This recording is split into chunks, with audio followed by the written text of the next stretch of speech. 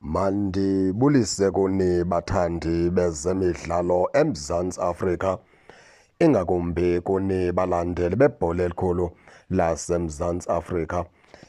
Baphulaphula ndifuna ke sidiscuss okanye ke sithethe malunga nale meko kaNkosi Ngiphile Ngcobo, ngoba kuyahlokoma ingakumbi kubathandi bebhola elikhulu eMzantsi Afrika besitsho besithi noko lide ithuba uNkosi Ndiphile Ngcobo edlalela iKaizer Chiefs, lide ithuba uNkosi Ndiphile Ngcobo wapromothwayo iKaizer Chiefs, kodwa umfana omdala uzothi ga ngoku akukabikho nto iKaizer Chiefs ayibekela yona etafuleni. Bayatshoka abanintsi ke bezibeka ke izizathu, kodwa zihamba zizathu ke ziyofika kulo mdlalo weKaizer Chiefs neGolden Arrows, lo bugqityodlala we-MTN 8 apha iKaizer Chiefs yaphuma khona ngo-1-0 ibethwa khona lela qela leGolden Arrows kumathuba athile athe abeke aphoswa phaa nguNkosi Ngiphile Ngcobo.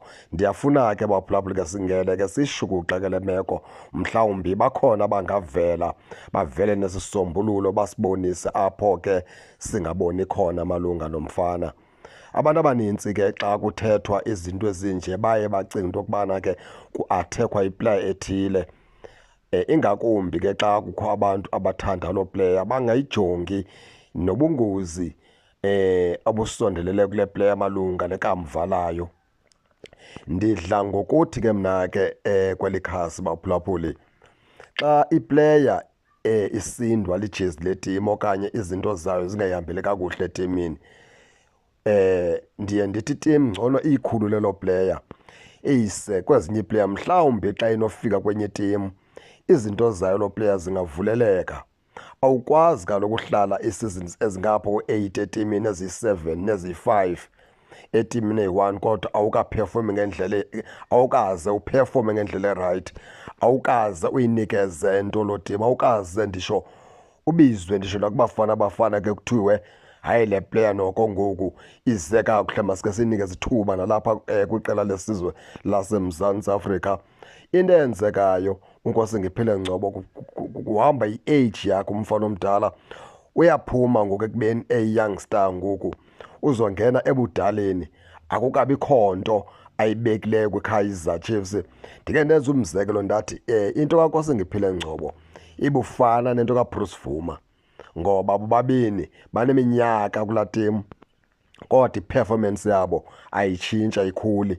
Ibhola likaNkosi Ngiphile Ngcobo baphulaphula suziyibalekela into ethi alikhuli lime endaweni enye.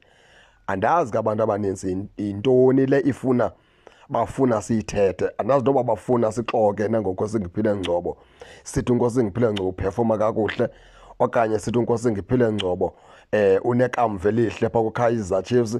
But ikhona le nto abantu abasapota uNkosi Ngiphile Ngcobo abafuna siyithethe ngoNkosi Ngiphile Ngcobo erayithi, siye kuthetha le nto siyibonayo yenzekayo and ingekho rayithi phaa ngoNkosi Ngiphile Ngcobo. Kuninzi okonakeleyo phaa kuyo umfana omdala.